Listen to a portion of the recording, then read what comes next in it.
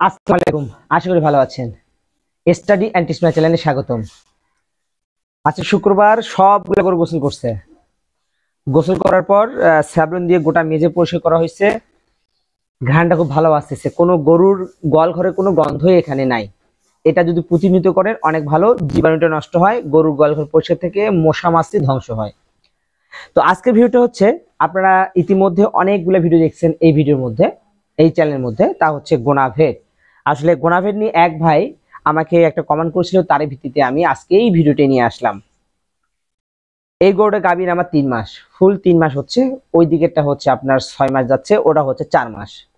এখন বিষয়টা হচ্ছে ভিউয়ার্স, যে আমি গোনাভেদ সম্পর্কে একটা তথ্য দিয়েছিলাম। একজন কমেন্ট করেছেন, ভাই গোনাভেদটা কখন প্রয়োগ করব বা কোন সময় প্রয়োগ করব। আমি কিন্তু তাহলে সম্পূর্ণ ভিডিওটি দেখেননি। আমি কি করি, এই যে গরুটা গাভীর, আমি আমার গরু উদাহরণ দিয়ে দিচ্ছি, একটু ভালোভাবে শুনবেন। আমার গরুটা হচ্ছে আপনার 3 মাস গাভীর। যখন এর বাচ্চা হবে, বাচ্চা হওয়ার দিন থেকে আমি 40 দিন গুনবো। 40 দিনের মাথায় আমি এই গোনাভেদটা প্রয়োগ করব। তার কারণ এই দেওয়ার পর কিন্তু গাভীগুলো আবার দেখবেন যে তার যে মিউকাসটা আছে, সেই মিউকাসটা সঠিকভাবে ছাড়বে এবং নির্দিষ্ট সময় হিটে আসবে। এটা হচ্ছে প্রথম নিয়ম। আরেকটা বিষয় হচ্ছে যে গোনাভেদ কেন প্রয়োগ করবেন। গাভীর যে ঋতুচক্রটা আছে, সেই ঋতুচক্র কিন্তু মানে আপনার উদ্দীপক হিসেবে কাজ করে, নির্দিষ্ট সময় সে হিটে আনবে সেটা হিসেবে কাজ করে। তারপর হচ্ছে দেখেন, সঠিক সময়ে ডিম্বক্ষরণটা হয় না।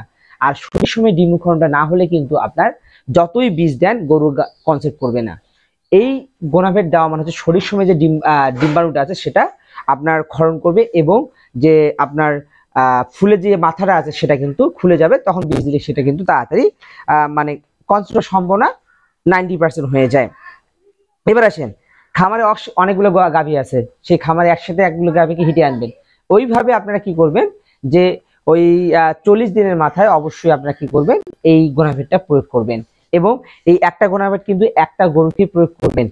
দেখেন যে ছোট গরু দেখি 2 মিলি দিলাম, এটা কিন্তু 5 ml একটা ওষুধ। 5 ml সম্পূর্ণ ওষুধে প্রয়োগ করতে হবে।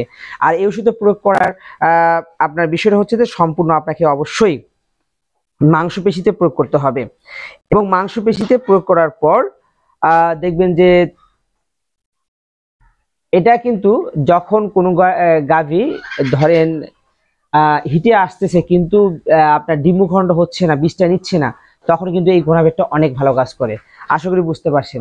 যদি আপনি ভিডিওটি দেখে থাকেন ভাই, অবশ্যই কমেন্ট করে জানাবেন যে আমি ভিডিওটি দেখেছি এবং সম্পূর্ণ ভিডিও দেখবেন। আমি সম্পূর্ণ তথ্যই তুলে ধরলাম। আমি আমার গরুকে কিভাবে প্রয়োগ করি গোনাভেদ সেটা তুলে ধরলাম। ভালো থাকবেন, সুস্থ থাকবেন। আল্লাহ হাফেজ।